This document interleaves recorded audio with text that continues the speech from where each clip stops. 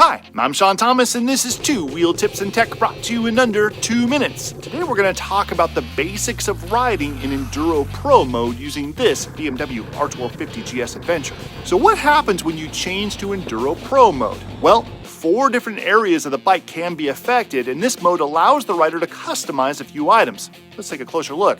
Throttle Response in Enduro Pro allows for the rider to customize the setting depending on the riding circumstance. It has 3 options, and the rider determines whether they want soft, optimal, or direct response when the throttle is applied.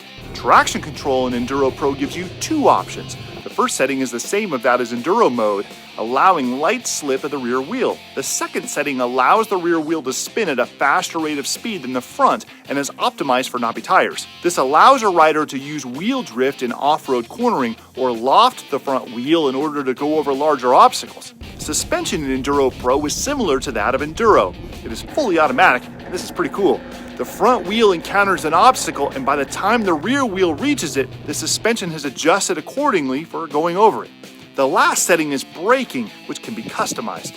The first setting sets your braking up like Enduro mode. The second option allows more rider control. ABS on the rear wheel is disabled, while the ABS on the front wheel is optimized for off-road terrain. This allows the rider to activate the rear brake by itself to break traction, which can be useful for both drifting and stopping. One last important detail of Enduro Pro.